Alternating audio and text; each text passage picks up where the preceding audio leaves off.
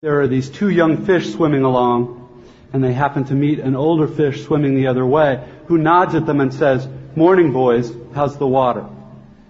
And the two young fish swim on for a bit, and then eventually one of them looks over at the other and goes, "What the hell is water?" Think about it. There is no experience you have had that you are not at the absolute center of. The world as you experience it is there in front of you, or behind you, to the left or right of you, on your TV or your monitor, and so on. Other people's thoughts and feelings have to be communicated to you somehow, but your own are so immediate, urgent, real. Think of the old cliche about, quote, the mind being an excellent servant but a terrible master. This, like many cliches, so lame and unexciting on the surface, actually expresses a great and terrible truth. It is not the least bit coincidental that adults who commit suicide with firearms almost always shoot themselves in the head. My mother was shot in the head. I wasn't so lucky. She decided to take me to Vienna after steering. She said it was an artistic city, one where she could start her biography and I could start my first story. I always like to say, any city can be artistic, as long as there's an artist working there. Nursing was the first thing I took to. It seemed very practical to me, for someone who was healthy to help someone who couldn't help themselves or wasn't healthy.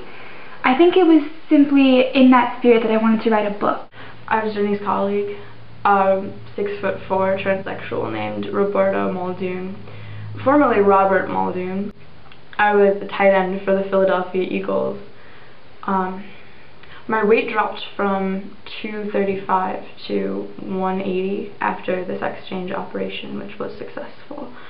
The doses of estrogen cut into my massive strength and some of my endurance. The history of a city is like the history of a family. There's closeness, there's even affection, but eventually death separates everyone from each other. Now, it is only memory that keeps the dead alive forever, and so it's a writer's job to imagine so personally the details that it becomes as vivid as our personal memory. Whose bright idea was it to invite a camera into this house today? We shouldn't own a telephone, much less take part in a documentary. I mean, we debate about it, but more often than decide not to interact with the people on it. Life is much simpler that way, Rose. You know what? Having an entire conversation on the phone is completely different than having camcorders, recorders, people recording you.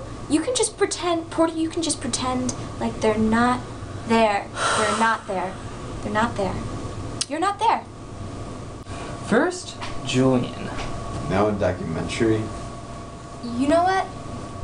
Dating is not illegal. It is in this family. That is why you two are divorced. Good riddance. Hey, I see them once a month, and that is plenty. We're all divorcees. Except Rose. She hasn't even ever dated. Until recently. It seems our respective spouses can't see the idea of morphing into a Leary.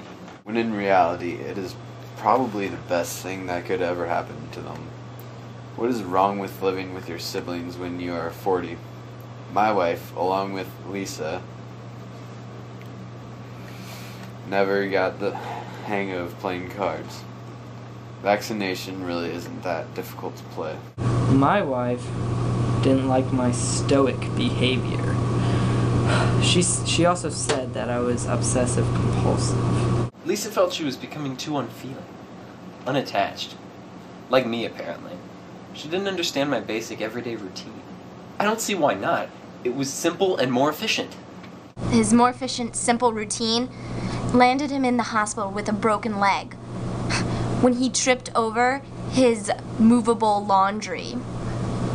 I used to categorize the soldiers at Boston Mercy. There were 3 hospitals in Boston. Boston Mercy, Mass General, and Peter-Bent. There were the men who'd been burned. They'd been burned on the ship, but also on the airplanes and on the ground. I called them the externals. Jenny told me a popular joke among the nurses at the time.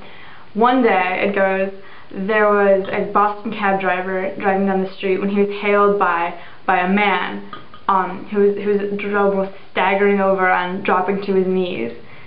There were the men who had been shot or damaged in bad places. Internally, they were in trouble, and I called them the vital organs. The man was purple in the face, but he wasn't strangling or choking or anything. So it was still really hard for him to talk. And the cabbie pulled over and opened the door and helped him into the car. And the man lay face down in the back seat with his knees up to his chest. There were the men whose injuries seemed almost mystical. The men who weren't there anymore, whose heads or spines had been tampered with. Sometimes they were paralyzed. Sometimes they were merely vague. I called them the absentees. Occasionally, one of the absentees also had an external or vital organ damage. All the hospital had a name for them. Hospital, hospital, he said. Peter Bunt, said the cabbie, because that was the nearest hospital. There were the goners. It's worse than Bent, he moaned. I think Molly bit it off. Garp's father was a goner. From my point, that made him very attractive. No strings attached. Jenny wasn't the least bit amused. No Peter jokes for me.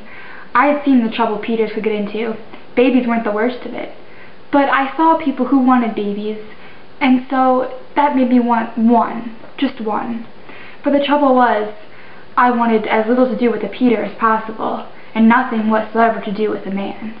Jenny was typing out 600 pages, but she didn't have a beginning. I don't have a subject that can spill out to me in that fashion. I realized imagination comes much harder than memory. She called her book a sexual suspect. After that, women flocked to her like moths going to a flame. She developed a cult following, and that's how I first met the Ellen Jamesians.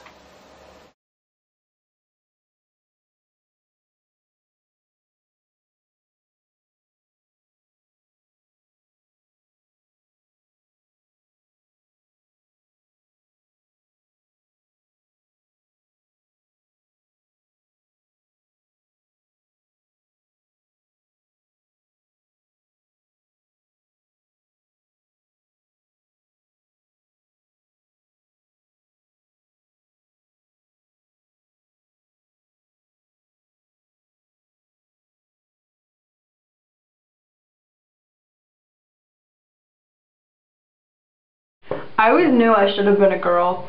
I dreamed of having a man make love to me, but in the dreams I was always a woman. I was never a man being made love to by a man. And a damn lesbian crowd. They've tried to turn Jenny into something that she's not. And they tried to confuse me. And I was preparing for the surgery, trying to get ready to go through it, and they kept trying to talk me out of it. They just said, be gay. If you want him, then have him as you are. But if you become a woman, they'll just take advantage of you. That's what they told me. They were all cowards. I wanted a job, and I wanted to live alone. That made me a sexual suspect. Then, I wanted a baby, but I didn't want to have to share my life or my body just to get one. That made me a sexual suspect too. When I came home from the hospital, do you know what else Jenny told me? She said I was less sexually ambiguous than anybody else she's ever met. I really needed that. We all have to live together in this house. We have since we were kids. Instead of our grandparents caring for us in the house, Rose is in charge. Do I have an occupation? Oh, yes. Well, I care for 4 people, if you include the house. And on Mondays, I polish the silverware. Tuesdays, I get groceries. Wednesday, I do all the boys' laundry. And you know what? Every week, I have to completely reorganize the pantry because nobody can do it as well as I can.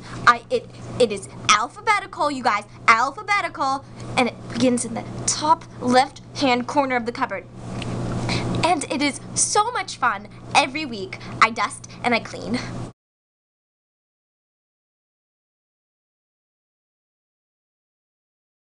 Jetting across the pond and failing to put his dog in the pound.